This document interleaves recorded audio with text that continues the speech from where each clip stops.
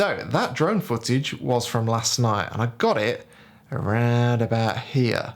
And while I was flying, while the drone was flying, I remembered this hill, which you can see in the footage, and I thought, I fancy going there tomorrow morning, aka this morning, but the weather was rubbish. So instead, I'm going to go there tomorrow morning. So tomorrow morning I'm going to go up this hill and try and take some photos, largely for the benefit of the next video, which I'll obviously explain next week. But also I'm going to run through a list of things that I think are helpful to outdoors photographers.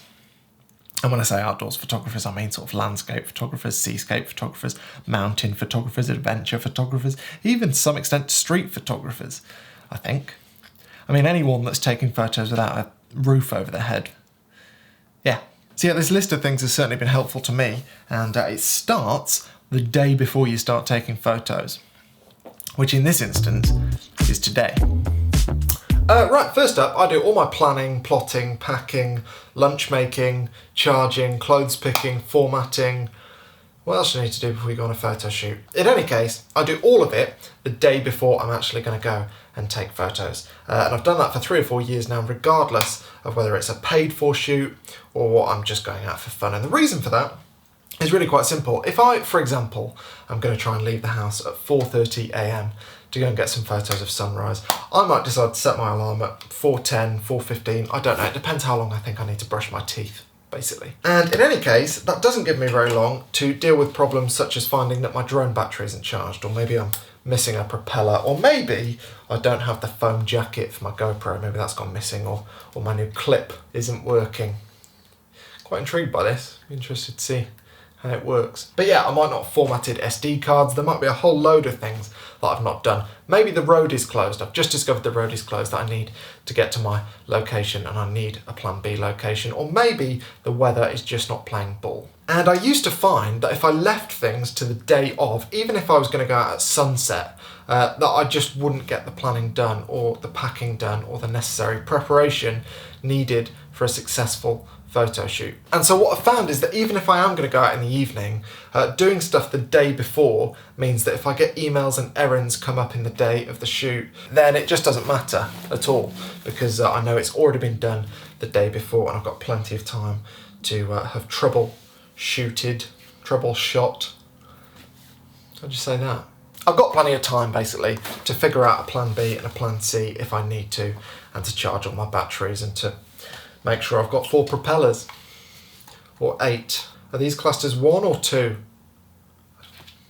Doesn't matter. Do everything the day before wherever possible. It will make your life so much easier, in my experience, and it'll mean that you have the necessary time to leave the house on time, and therefore you stand a much better chance of getting decent photos. You can also check you've got mayonnaise in the fridge, because otherwise you'll end up with a very dry sandwich, which I know some people like, but I'm not a fan at all.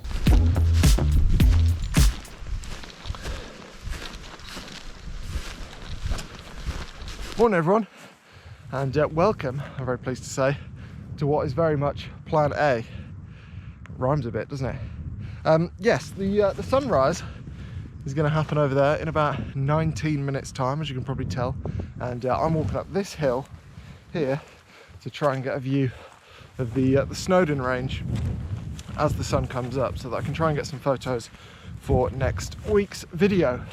The planning for mornings like this, or any photo shoot to be honest, does not stop the day before that photo shoot. In fact, it very much continues when you leave the car. So, for example, I know exactly how long there is until sunrise, and I know where I've got to go before that, and knowing that very much means that if I see anything else kind of impromptu that takes my eye and I want to take a photo of, I know whether or not I've got time to do it. And similarly, if I'm out on like a partially cloudy day, for instance, and I want to get a photo that's kind of quite soft in nature, no harsh shadows, then keeping an eye on that cloud and the wind, and looking at things like wind forecasts and the speed of the wind and trying to work out where the cloud is going to be in 10, 15, 20 minutes time, enables me to plan my location, what lenses I've got on my camera. Basically, it just enables me to try and keep ahead of the game. Similarly, if I'm looking for a shot where there's a burst of sun between the clouds, then trying to work out when that's going to happen is equally advantageous. I don't always get it right, but at least trying to do that and being aware of what might happen in the very near future means that you can anticipate moments and miss less shots. I'm doing it again. Why do I insist in trying to talk while I walk uphill?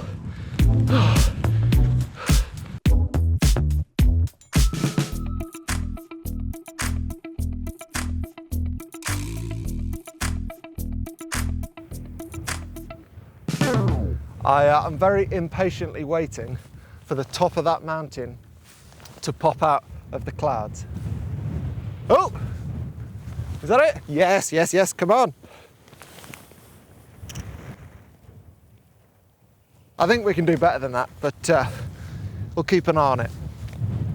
A very, very close eye on it. I really shouldn't have sat with my back to it, to be honest, but I mean, you can keep an eye on it for me, maybe. Anyway, the next thing that I wanted to say was that I think all outdoor photographers should never keep their camera in their camera bag when they're out taking photos. Now, I know a lot of photographers don't get the camera out of the camera bag until they get to the point where they thought they were going to take a photo. When I say point, I mean location. And I suppose there's nothing wrong with that, but for me, personally, I reckon the vast majority of photos that end up in my print store or the photos that end up in my books, they are photos that I didn't anticipate getting. I've just happened to see them on the way to wherever I was going to take a photo. And if my camera was in my bag, a lot of those photos I wouldn't have got because it would have taken me, I don't know, 30, 45 seconds to get my camera out of my bag, set it up and take the, oh! I do love these gloves, but it's sometimes just easier. Well, I can't really feel my fingers now, but hopefully I'll be able to concentrate. What was I saying? Yes, I never keep my camera in my camera bag while I'm out because it would just take me too long to get my camera out if I saw photo opportunities. And typically I like to have my camera on my person so that within 5 seconds of seeing an opportunity for a photo, I can take that photo. And I credit probably the majority of the photos that I've gotten that I'm proud of with that possibility. And a large number of those I can credit with the Peak Design Capture, which I've spoken about loads on this channel, or just a strap, just a camera strap, or the Mindshift rotation bag that I've got, where you can get access to your camera that's in your bag without having to take the bag off. That is also a pretty neat solution. So yeah, keeping your camera on your person is a good way to go. I'm pleased I got that. Oh, I'll tell you what, it might not look it, but it is absolutely freezing. So I'm going to go back home, I think. But the next point, as I'm making my way back to the car, is the importance of looking behind you often, which is ironic, I suppose, given what I was just talking about 2 minutes ago and the need for... I've walked into a bog. How's this happened? No. Oh. Ugh. Feet are getting wet. Yes, I don't know the official figure, but as human beings, I'm supposing that we can see, well, I'll just try it, definitely less than 180 degrees of the world around us. And given that in nature, things are happening. Oh, Snowdon's just come out of the cloud. Right, give me a minute. Look at that. Got to run back through the bog, very wet feet. Well, it's disappearing again. No, stay out.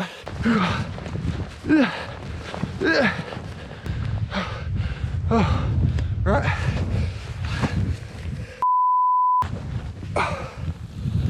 Sorry about that. I don't actually know that that was worthwhile. The light's a bit harsh now, but worth a go. Anyway, as I was saying, the importance of looking behind you.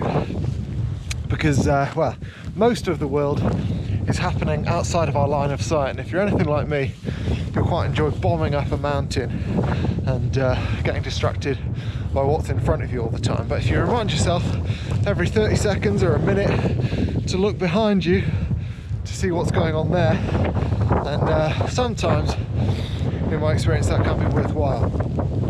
Maybe just get some mirrors fitted to your face. There's an invention there.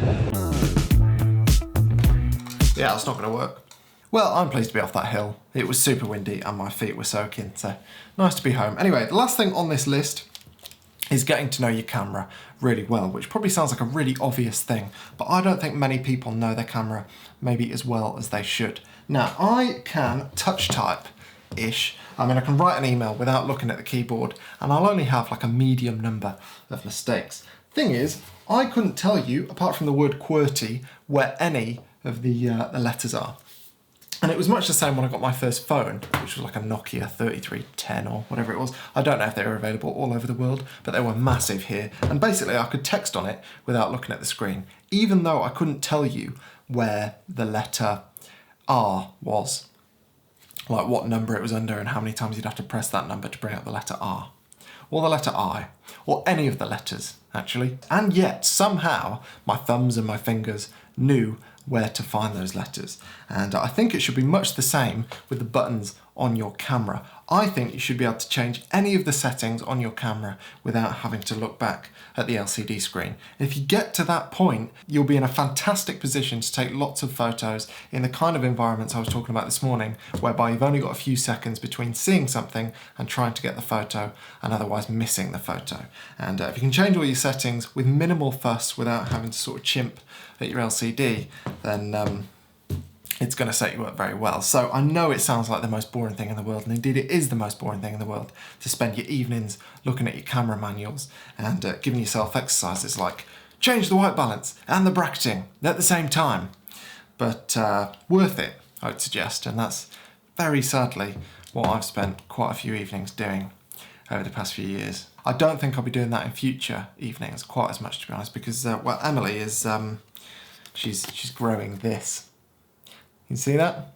My new assistant. See, I'll kick him off on kind of chasing invoices and things like that, I suppose. He starts in August, day one. We're both very excited, but also absolutely terrified. So if you've got any advice, please let us know. Anyway, thanks for watching. Hopefully that was useful and or enjoyable. And I'll see you next week when I might be outside in the wind again. In fact, I won't know. I'll be showing you the photos that I got today next week, and all will be revealed as to why that has happened. It's not that exciting, really. Yeah, anyway, please subscribe if you haven't already, and I look forward to seeing you then. Cheers.